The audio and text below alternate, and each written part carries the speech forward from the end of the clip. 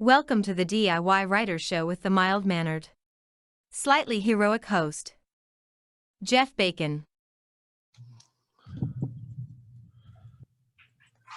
And just set myself up. I'm a one-man band, so I have to do all this myself.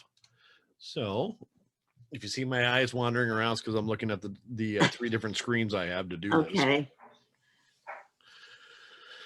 All right. I think we are all set. So I'm going to start in 3, 2, 1.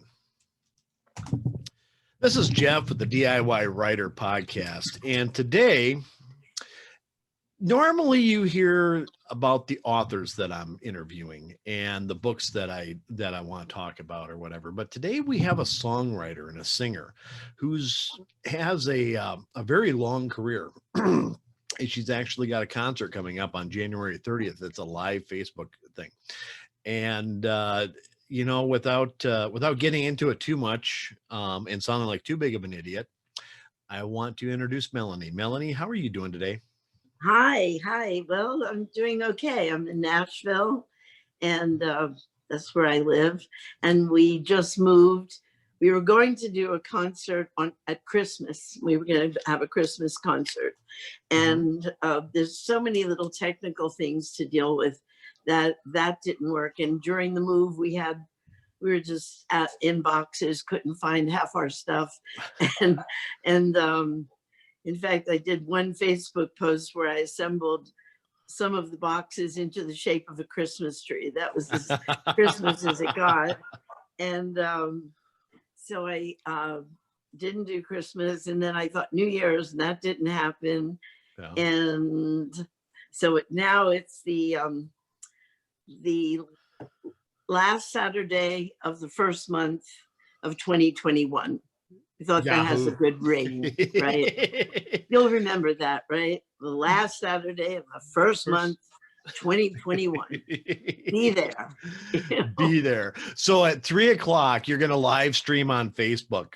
3 o'clock Central Time, yes. So are you doing this from your house? Yeah.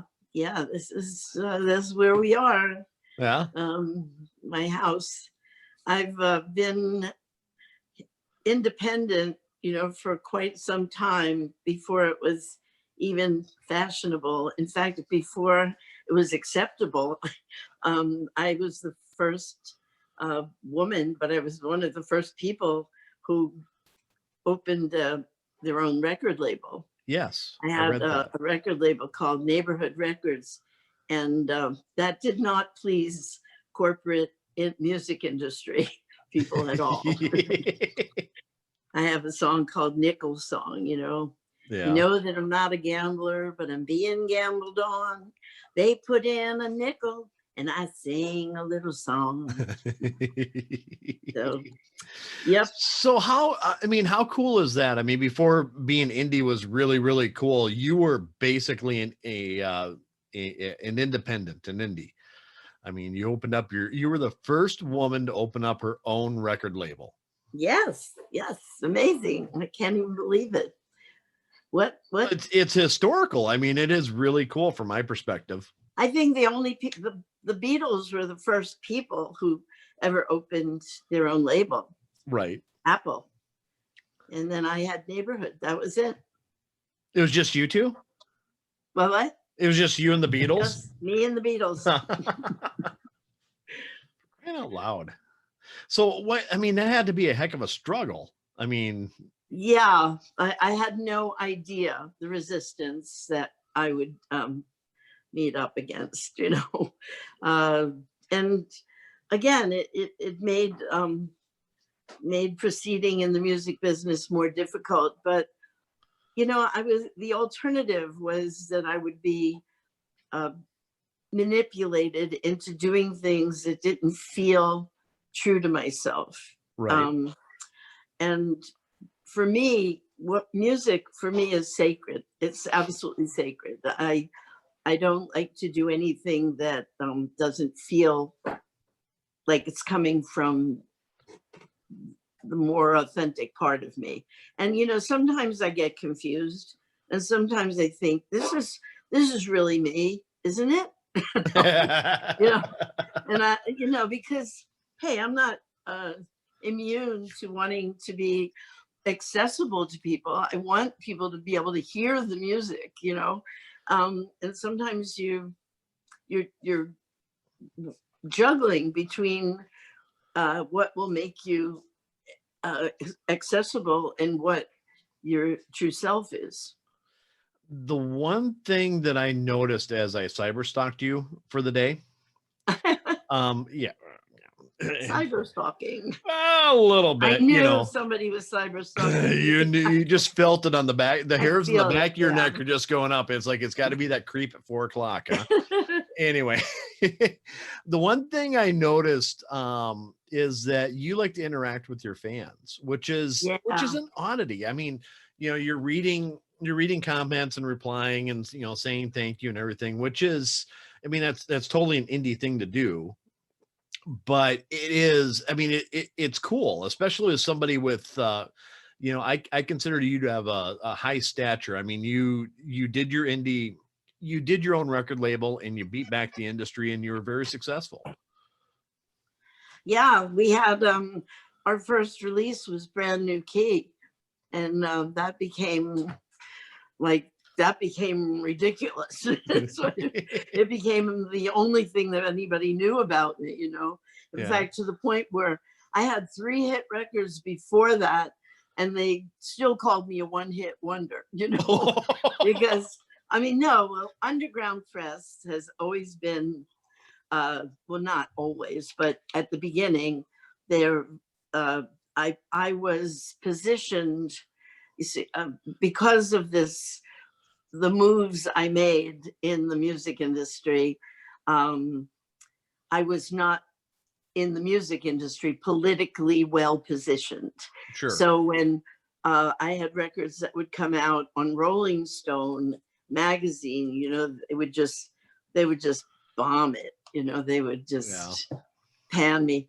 And in fact, to this day, what I've noticed is that my biggest core group of people who are still following me all these years are the younger brothers and sisters of the people who were my peers. You know, they didn't get to have to hear the negative stuff that was being put out there about me. And I say negative, it wasn't negative, but it positioned me in a place that was, well, they never mentioned I wrote anything.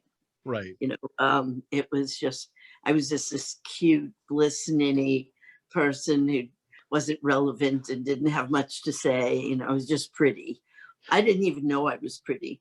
I wish I knew I was pretty. That would have been much nicer.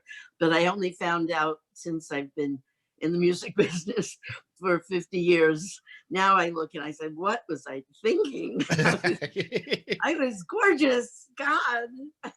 Well, in stalking you again, I saw your interview with Johnny Carson in 1972.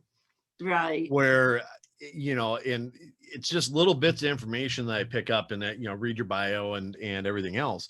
And I thought it was funny that you say that, you know, they didn't really recognize me or other, but you're the #1 songwriter in the year for like 3 years in a row or something like that is what he mentioned.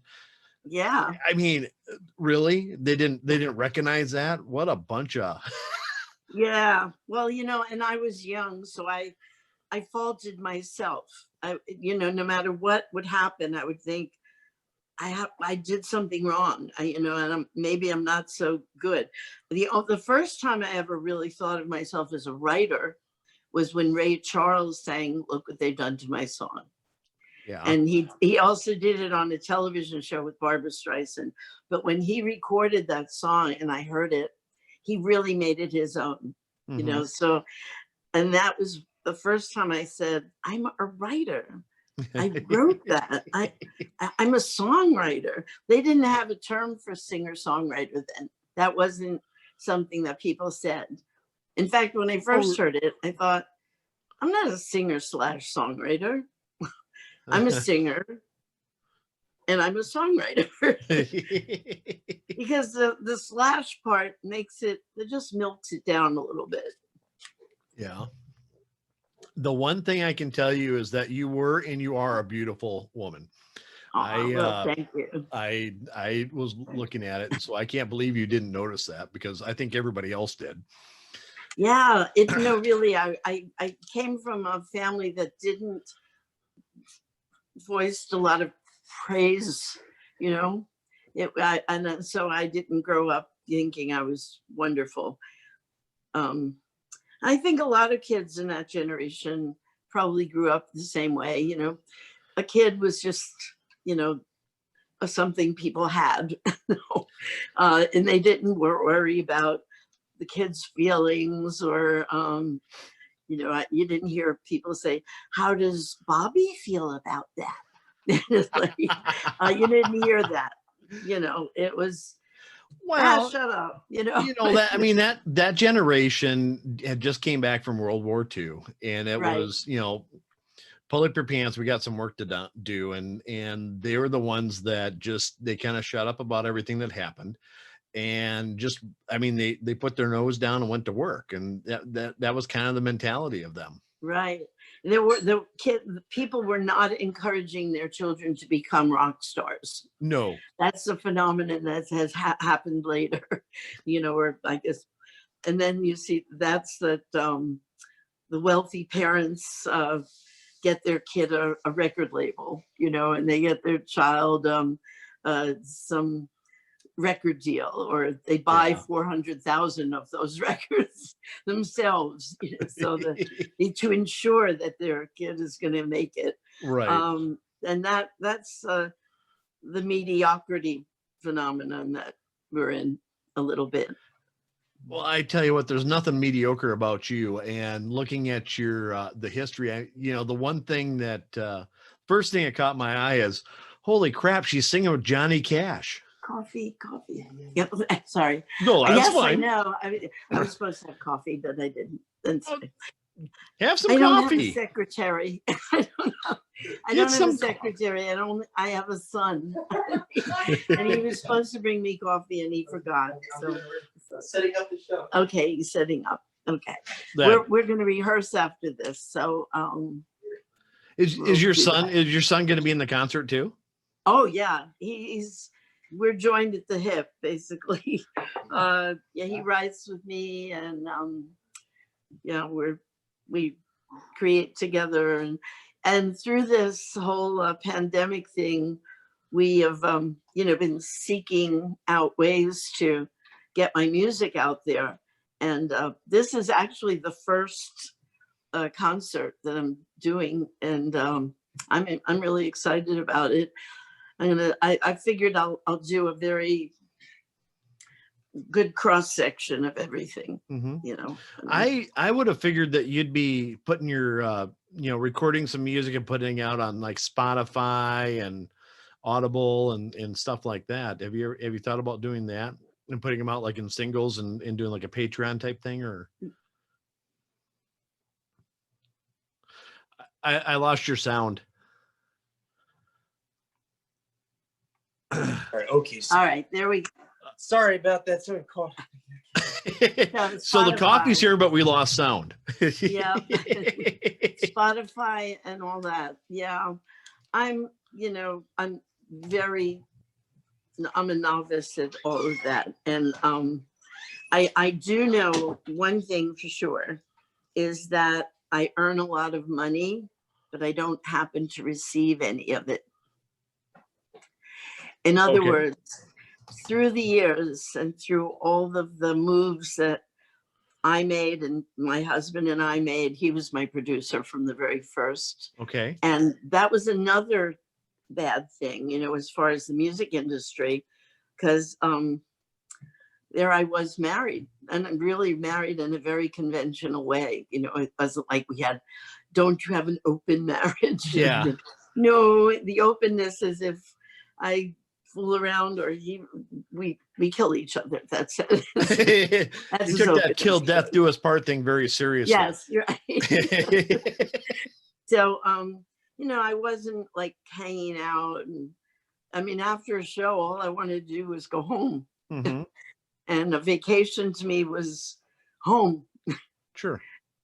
Yeah. Sure. So, I mean, if you're out on the road and, you know, I mean, when you're traveling, home is the vacation place. oh, totally. Yeah. You know, if you're on concert or whatever, and you've been all over. Yeah. My career actually started in Europe. My first hit record was in France. It was a weird one-off song called Bobo's Party. And it was a hit. I don't know what number it was. You know, maybe it was number one. I don't know. But it was a hit. And Gilbert Bécaud, who was like the Frank Sinatra of Europe, Okay. he heard me and he wanted to present me to the French public. And so the French public heard, you know, look, the Bobo's Party, and it was released. It was a hit. I did the Olympia Theater with Gilbert Bécaud, second on the bill. And the second is really important because there were about 14 acts. And some of them were the Arab jugglers. And in fact, I shared a room with a camel because I'm sorry, what? I shared a dressing room with a camel because the acrobats didn't have a place in their room because there were 14 of them. And I was just one person in a dressing room. So I had plenty of room and I was second on the bill. So it was a big dressing room. And one day I walked in and there was this camel in my room. And so, you know, that was the perks of it. Yeah. And so, yeah, that my first success was in Europe. And then it went from France to England. And, you know, Gilbert Bécaud is Mr. 40,000 watts or volts or something. Yeah. And he was very high energy, you know. He would come into my room before the show to give me a pep talk. And now I'm a real introvert. I was really an introvert because I was very young and I was shy. And he would come into my dressing room and he'd say, Melanie, you got to take the audience and fuck them. And I say, oh my God, how do I do that? All of them? So, wait, what? Yeah, that was and that was like my introduction to show business, you know.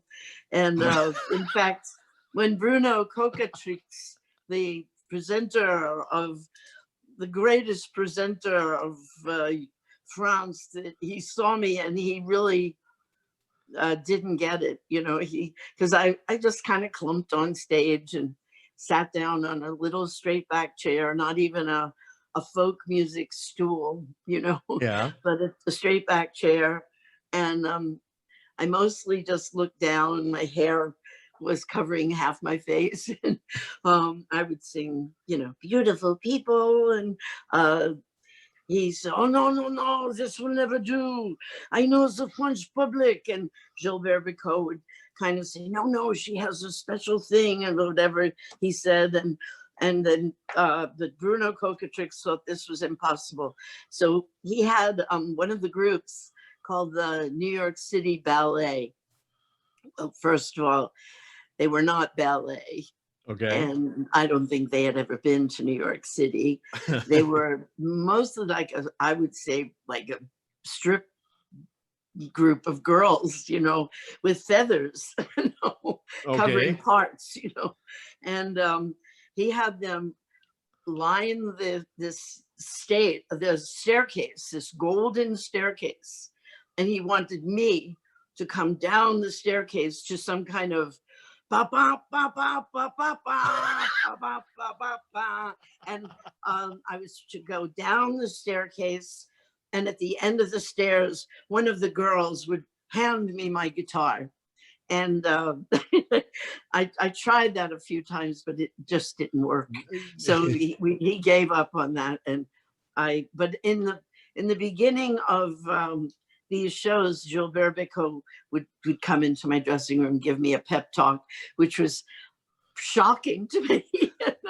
I mean, it did anything but pep me up because I felt like I don't think I'm in the right place. You know, I just don't think that I'm cut out for this stuff. So you got Joe Bear's pep talks, and then you have the camel in the background. Yep, camel there, Joe Bearbico. What a movie, huh? Well, you know, I mean, that was probably odd for them, but now it'd be like, oh my God, she has her own camel. I want a camel too. That's right. Yep. Lady Gaga would have loved having that camel. Yeah, she's probably going to get one now.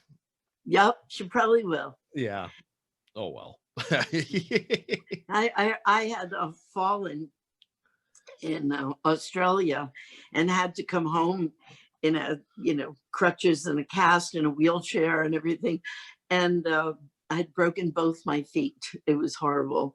Ooh. And I came home and I had to have a wheelchair, and this is horrible. I don't want to be in a wheelchair. And I read that Lady Gaga had a gold wheelchair, and I thought, gold wheelchair? Why? I want one of those. Oh, you do? Okay. Well, hey, if everything fails, I could sell my wheelchair. That's true. Or else you could just go down to the local Ace Hardware and pick up a can of spray paint. That's true. That's true. They have the really cool hammer stuff now. So no, I think hers was really gold. It was probably really gold. Yep. Because why? I don't know. I don't get that, but whatever. Yeah, me neither, but whatever is right. So how is it being in Nashville? I mean, that's got to feel, I mean, that's a very musical city, even though it's not really open, I mean. No, it's not open, but yeah, a lot of people I know here. And when my husband was the person who moved us here, we were between the East Coast and the West Coast. We had a house and an apartment in New York, and I was raised in New York. So to me, when he said, let's move to Nashville, I didn't want to move to LA, that's for sure. Mm-hmm. I knew I was not an LA person. We did have a house there for a while, but that wasn't me. I just did not get along with people in LA. I don't know. I just like when somebody says they're going to do something or they say something, I believe them. Call me crazy. I don't know what that is, but it just didn't seem the same. Like we didn't communicate the same way. So I thought then New York, and at that time I had children, and there was a kidnapping that happened in New York. Now, I grew up when that couldn't happen, it just couldn't happen. And so I was thinking, I want to be somewhere where I can let the children out and not have to worry about them. And when I grew up in New York, my parents would let me out on a Saturday morning. I didn't come home till the evening. They didn't worry. They didn't care. They were fine. So, I knew that wasn't the same place. So Peter, my husband, said, let's move to Nashville. It's the new music city. I went, Nashville? I don't have any friends or family or anything. I didn't grow up with grandma baking biscuits or anything, but I had done the Johnny Cash show, and I had done the Everly Brothers television show, and they were so sweet, and their parents were so sweet. I thought, well, that could be nice, that could be nice. So we did. We moved to Nashville, and I love it. I love the people here. There's all kinds of music and thought. Yeah. Different kinds of thought, and it's a very creative town. Oh yeah, yeah. It is. Every time I've been there, I've loved it. Yeah. So I'm here now, but my husband, since he left us here, me and Bo, and he passed away, I'm and sorry. I thought, well, what am I doing here? Because he was the one he was the extrovert. He'd go out and mingle and do the things you're supposed to do, and I would stay home and cook broccoli and spaghetti, or something. I love to cook. I really do. I love to cook. And that was my idea of fun. So I had a place to do that, but I didn't really go out much. And so when he passed away, Bo and I were kind of in this a whole other universe. Neither one of us drove because Peter was like a race car driver. He was he was. He was good. okay. He really was. He was good. He could maneuver, and he drove us out of 3 accidents that could have happened, but he actually, Sure. went and he left. But so we had to. We kept doing the dates that Peter booked, and that led us to Arizona, and we stayed there for a year. I couldn't face going home because Peter passed away on the road.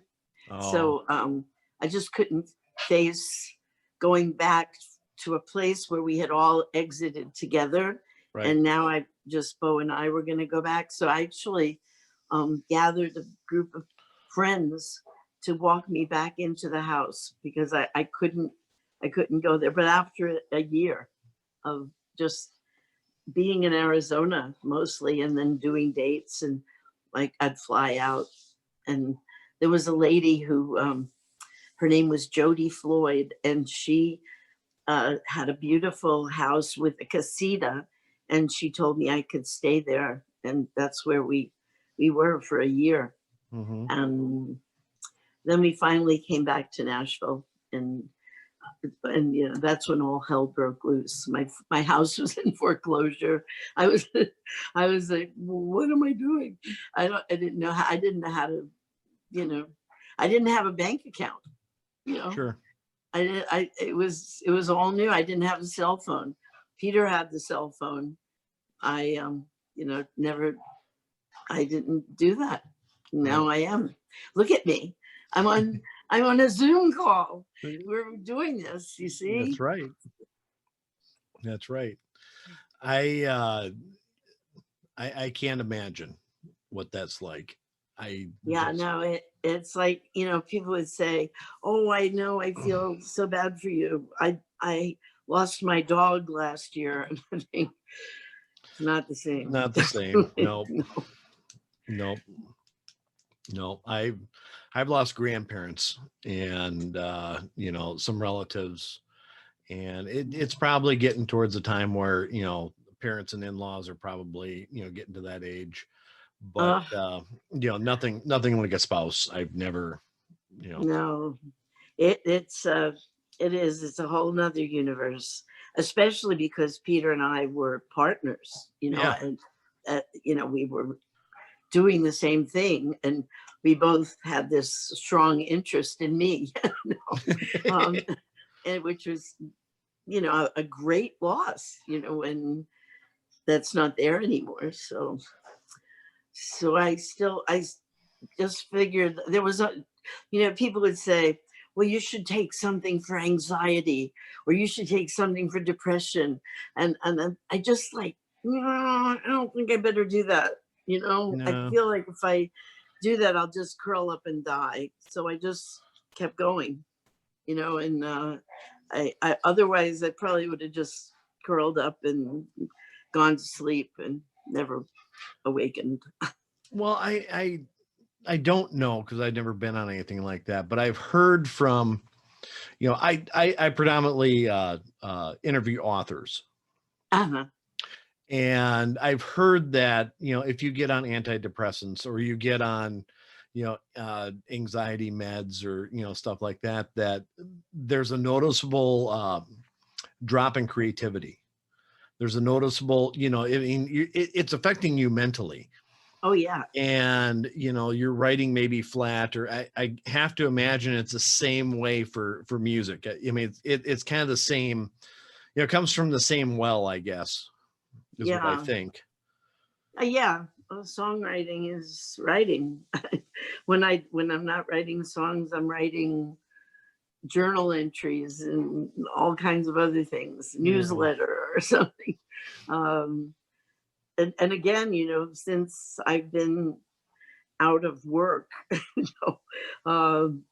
and for sure, artists were not considered essential, for sure. Right, but And, it gave everybody time to figure out what they wanted to do. I mean, I know a lot of authors who, wrote a ton of books, and some that just, they took the year off because they couldn't come up with anything, Yeah. And Well, yeah, life kind of gives you, I mean, people always ask me, how do you write songs? Well, it's usually when I'm doing something else, that has nothing to do with, writing songs. I'll be going to an airplane and I'll see something and it jolts some little spark of creativity, and I go home and I write a song. But or go to the hotel room, and that hotel room gives you a whole other perspective. That was the one thing about just traveling and going from one place to another. It's like I would tell my kids, we have passing through status. We're never stuck anywhere, because well, they had a hard life, because I schlepped them around all over the place, and they'd have friends here and then would move and then have friends somewhere else, and it was, so I said, yeah, but you have passing through status. It's a different, that's like a very fortunate thing, because you don't get this little view of what life is, this, right. Here I am, I live here, this is what I do, this is where I go, this is what I eat, this is where, and there are nice perks about that. I often wished I had a routine, and this quarantine thing gave me the opportunity to have a routine, but I didn't buy into it. So I'm kind of curious, you do a lot of songwriting and journaling and everything. I mean, and you said, do you have a routine? Do you sit down at this particular time? It's like, I'm going to write a song today. And, and from 9 to 10, that's what you do. And then. No, I wish I could be that kind of person. Yeah. No, I'm not very disciplined that way. It just hits you and you have to sit down and do it. I will, write a line down, and I've gotten to the point where I can actually use my iPhone to do that. For a long time it was my first Sony, Yeah. And I couldn't get past that, but and I do as far as like journal writing and essays or whatever they're called, poems, I will say, make myself, today I'm going to write something. I'm just going to write something. And I do decide I'm going to write something. And it's not forced, but somehow, as soon as I decide this is what I'm going to do, I do it. But it doesn't work that way with a song. A song is a little more magical. Okay. It has to tap me on the shoulder. Yeah. And a lot of times I swear I don't feel like, I know a lot of people have said this, but I don't feel like I wrote the song. When I wrote Look What They've Done to My Song Ma, I thought, that has to be a song already. I don't think I really wrote that. I think that must be somebody's song. And I kept, running it by people. No, I never heard that before. And I said, oh, I guess I wrote it. But some songs are, they just come out of the, I sometimes think, I'm about frequency. You sing a note and it goes out there and it's still out there. So maybe I'm just, picking up some Irving Berlin or something, that's out there, and I'm just able to somehow channel it or something like that. See, I relate to that, but in a different way. Uh-huh. So I'm a pantser. You're And a a pantser. Yeah, there's two types of writers, basically. Plotters who outline everything, and then a pantser who just writes. And when it's really clicking, the characters actually start doing the talking, and I'm the guy who's just taking notes. And it is like totally something else is just taking over, and you're just sitting there like, yeah, okay, slow down, okay, yeah. And then what did you do? And it's this weird scene, psychotic thing that goes on in your head, and you're sitting there and you're like, okay, now what are you going to do? Well, this is what I'm going to do, and it's just really weird, and it's almost an out of body experience. I mean, it's just, you're watching something in your head happen, and somehow it gets typed into the computer or written on the piece of paper. The other thing I'd say too is that, I'm glad you're learning your iPhone and everything. And I'm a little bit younger than you are. I've got all the technology in the world. I've got 4 computers in here, a couple of pads. I've got a Samsung Big 5, 20 Note G, whatever, blah, blah, blah. Wow. Yeah, it's really great. And all my notes go into a leather bound notebook, handwritten. Wow. Because I can't stand doing that. I don't mind typing in a word processor and getting the book out. But when I'm writing down ideas and stuff, I've got this notebook that I bought that's leather bound, and it's all fancy. And when it opens up, it's like, okay, idea time. I think that I need to write, I know what you mean, because sometimes I think your thoughts come at the same time as the movement of the pencil and paper, and somehow it's more right when you can write it. Exactly. And I don't know, it's like this flow. It's like this, like I said, I don't know if it's a higher conscience or it's just your brain working and you're just writing, but I need to have that. I need to have that paper and pen in front of me. Otherwise it isn't going to work. I have a paper and pencil in front of me all the time. Yeah. No matter what, it's right there. Yeah. And if I happen to do a voice note or something like that on my phone, I need to take that and write it in the notebook. Otherwise it's not real. I don't know why. It's just a weird, stupid thing that I do, but for some reason, I totally get that, except that I'm not, I'm a scrap of paper person. And believe me, I have lost some really good ones. I know I wrote that down somewhere. I was really important, and I really needed to write that down. And I did write it, but it was on that napkin. Yeah, you see, my thing is sticky notes. And if I was to turn my camera around, you'd see this wall of sticky notes. And I found things behind my desk. It's like, oh, that was a really good idea. Cool. I wonder why I didn't do that. I lost a sticky note. I have a bin of notebooks, that I always wanted that leather bound book that you have, that maybe someday I'll be able to get the leather bound book and write everything in that. But so far I have this bin of notebooks, and a lot of it, some of it is recipes. Yeah. And then I'll turn a page and I'll say, oh, that's really good. But it's funny writing. I have to write. Nothing else I can do. And sometimes it's a song, and sometimes it's a poem, and sometimes it's a story that I need to tell, Sure. I must say, I guess a little, because I spent a life where I'm performing too, which is, people are always looking at you. It's very difficult to be who you are without that thought is that you are being seen.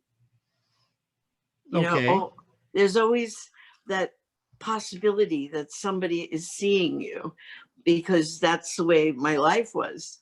I was a highly visible person for a while. And so I don't even know where I'm going with that, but no, but I get what you're saying though. I mean, you're always in, I don't know what you want to call it, limelight, and you're very visible, and everything that you do is seen. And it's a rare moment when you get a private moment. Right. So even in your private moment, you're still watching yourself, because it's a habit. Sure. You know, and so I see other performers who've I feel fortunate in that I haven't been highly visible throughout the 50 years, because I have had glimpses of who I am. Whereas, you know, I've seen other performers who will never have a clue. They're just exhibiting themselves, and they don't know who they really are at all. Well, how easy is it to get lost in that? I mean, I assume it's really easy. Yeah. I mean, because, well, it's force of habit for one thing, but you know, if you're surrounded by PR people and you know, fans and people who adore you because of what you can do for them. Yeah. Or people who adore you because they really just love a song that you wrote, or you know, for all different reasons, you know. So you're not always getting what, it's not as easy to see. Sure. So when you step away from when I, you know, didn't have hits and lots of attention that way, you see the people just dropping off. You know, they're gone. Where's my friend? Yeah. So yeah, but you tend to when you're being watched as a way of life, you tend to watch yourself more. Sure. So it's really hard to differentiate between who you are and who you're supposed to be. I get that. I'm lucky enough to have a fairly private life, so you know, I'm not like, you know, I just do this podcast and, you know, write some books, that's it. But Right. you know, I can empathize maybe with that. Yeah. And you know, as when you watch people kind of self-destruct in public, and it's like, oh my God, what are they doing?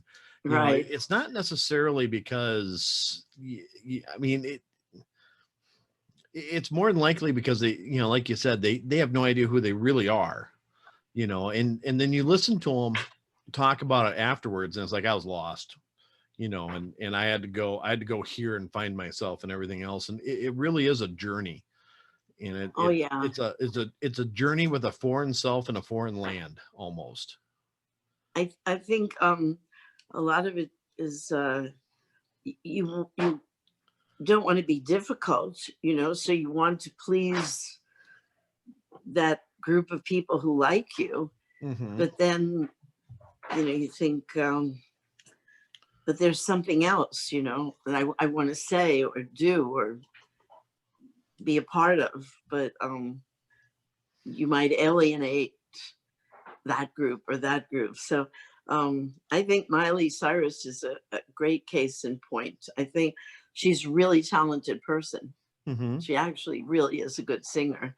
And she's all these trappings of things, you know, and you'll see her go in and out of different personas, you know. But, so, you know, but I obviously don't know her from a hole in the wall, except for, you know, she was a child star. She was in Hannah Montana. You know, she's always been, you know, in the light of day. You know, she's always been somewhere, and she's done several different, I mean, she's been in different genres of music and everything else. I watched a few of the videos where you sang with her, and, you know, I actually watched a podcast of her with Joe Rogan, and she's kind of explaining things, and the way she portrayed things really hit me, and it actually you changed my opinion on her. Not that I had a real negative opinion of her. It's just like, oh, well, another child star. Okay. Yeah, whatever. Right. But the way that she talked about it and the way that she was real on that show, it's like, holy crap, that poor, oh my gosh, Yeah. and you just kind of wish that, I hope everything goes really great for her. Me too. And she looks like she's a really sweet person, and she has a set of pipes on her, and really. I mean, when I really first heard, sings beautifully. She sang "Look What They Done to My Song." That's how I met her, and I commented, I don't know, on Facebook or something, I really like the way you did it. And then she said, we have to do something together. And this was when she was kind of all oatmeal granola person, she had her hair, and just knot in the back, and she was being, normal herself seemingly.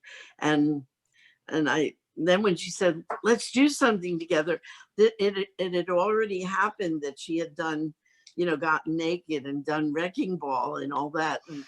And I immediately flashed back, what'll I wear?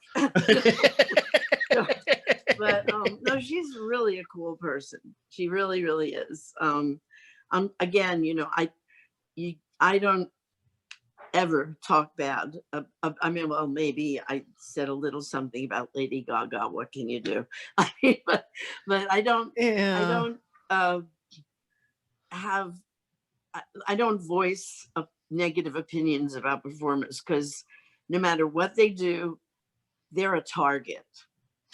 They're a target, and how you can get through being that highly visible is amazing. I mean, I have so much admiration for the Rolling Stones. How could they do that? How did they live? How did they do that? It's amazing. How is Keith Richards still alive? Yeah, really. I mean, that's a joke that goes around quite a bit, but it's like, seriously, those guys are Iron Men. I mean, right. So I think the joke that I heard was, we have to care about this earth and the world and how we're treating animals and everything, because we want to leave a planet for Keith Richards, Keith Richards and Willie Nelson. Yep. We need to make sure that we save the planet for them, so they have someplace to. They're going to be here. What are we going to do? Well, there's another person, Willie Nelson. Oh, yeah. What a, I have a song for Willie Nelson. If Willie's watching, Willie, I have a song for you. I don't know how to get it to you. Okay. That whole Willie Nelson, I mean, that whole group, Johnny Cash even, I mean, the stuff that they went through, I mean, it's, when you learn about their lives, it's like, holy crap. Yeah. They went through hell and back, and then took a second trip and a third trip. And, those guys, again, it takes a lot of guts to do what they're doing, Yeah. And Johnny Cash, I think that's why certain performers do achieve that. They transcend generations and they transcend categories, because they're willing to sacrifice everything for what they think is the right thing, for their authentic self, Well, their authentic self, and then their art.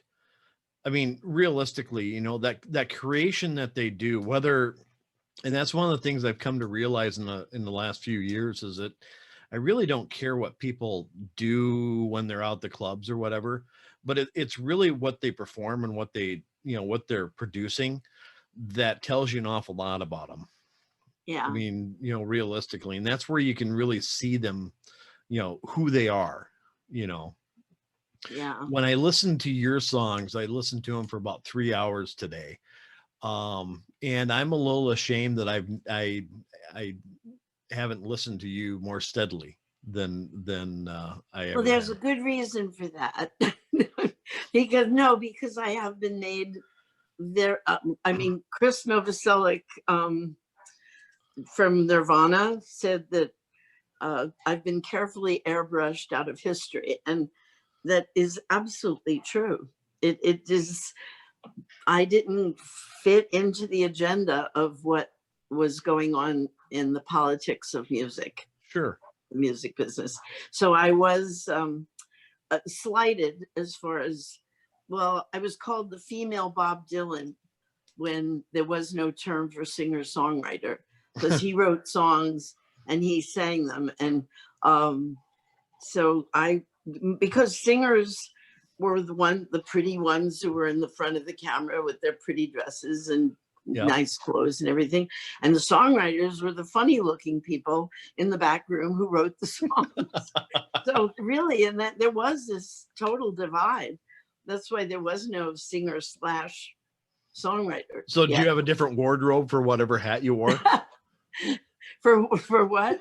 Did you have a different wardrobe for whatever hat you happened to be wearing? So if you're songwriting, you had to wear, a certain attire. Yeah, no. No, okay. It was always me. And yeah, I mean, I felt like I was, a singer and then a songwriter. Sure. There were two different categories.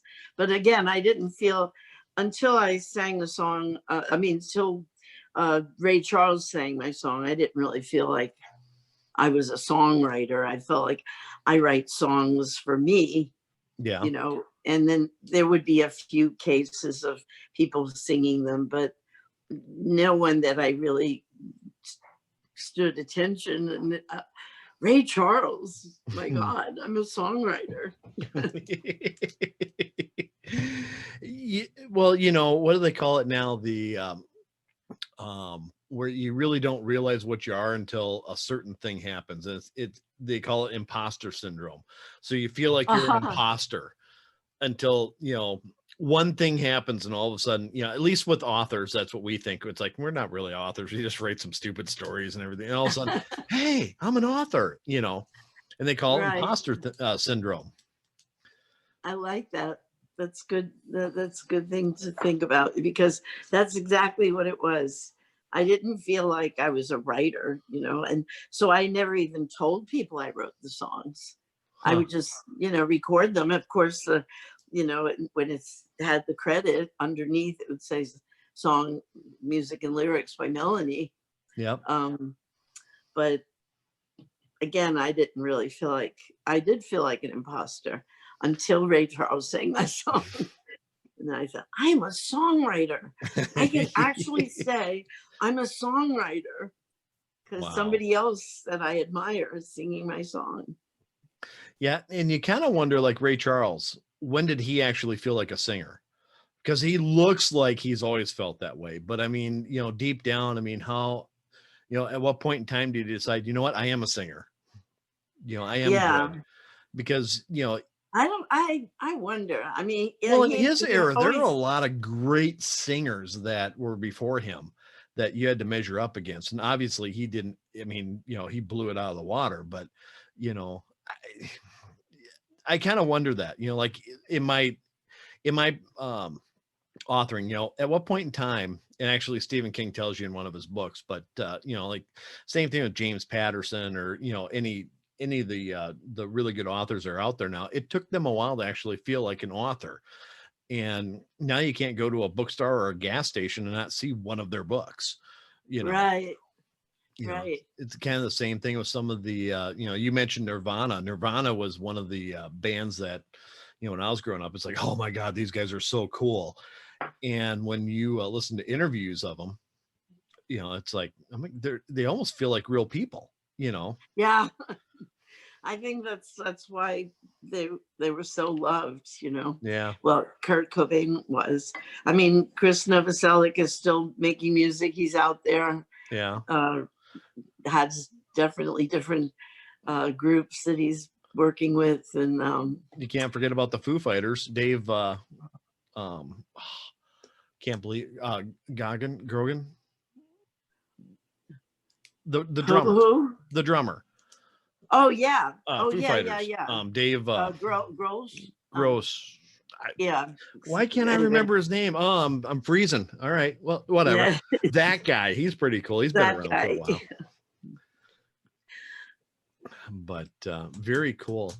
I have to say, after listening to your music and kind of reading about everything that you've done, I think it's really a crime against humanity that they did try and airbrush you out of history. You know, screw RCA Records.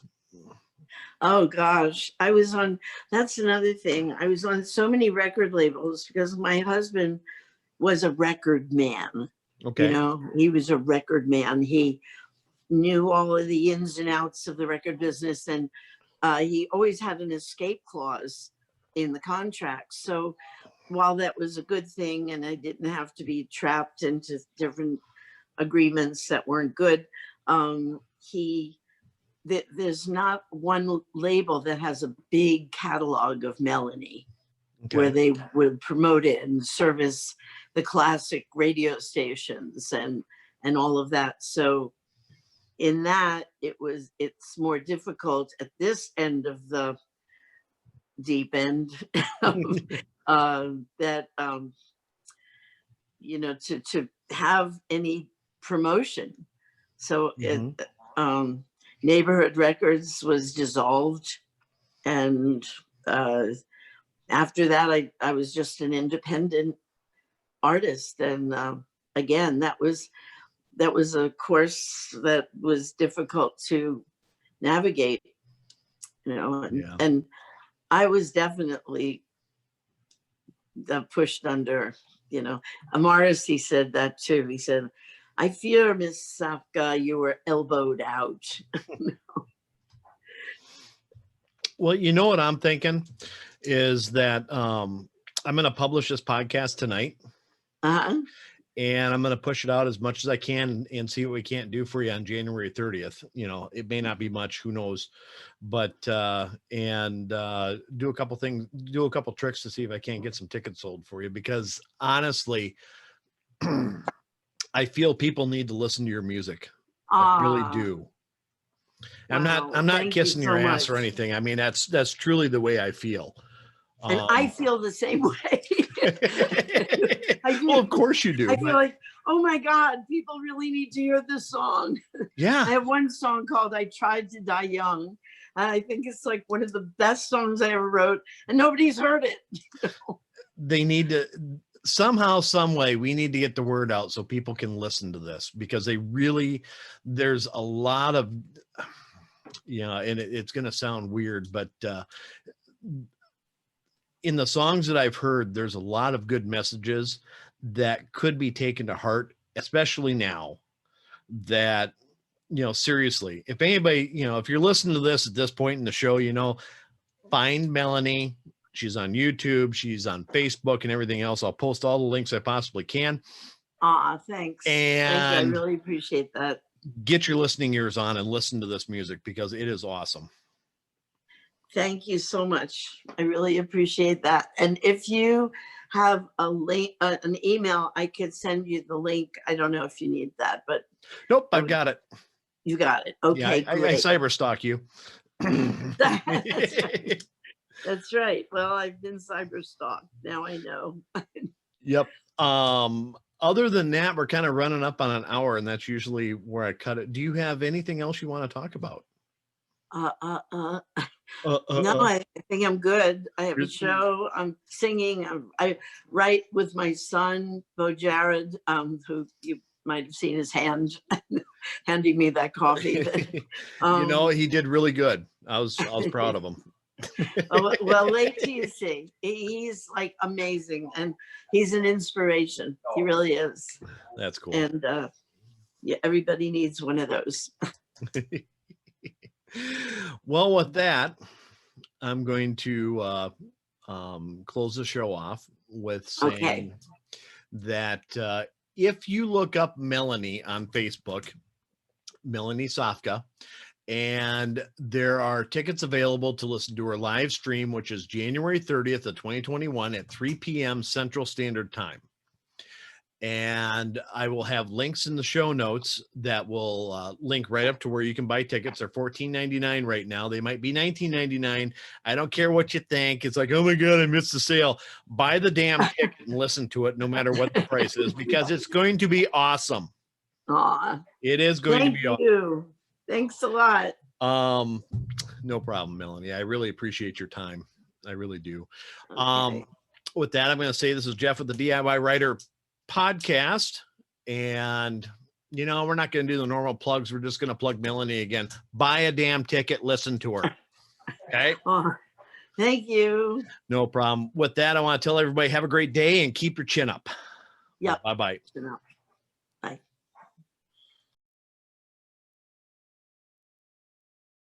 Please hit the subscribe button. I get a bonus for every subscriber, and I only need 1,506 more to become a full-time paid employee.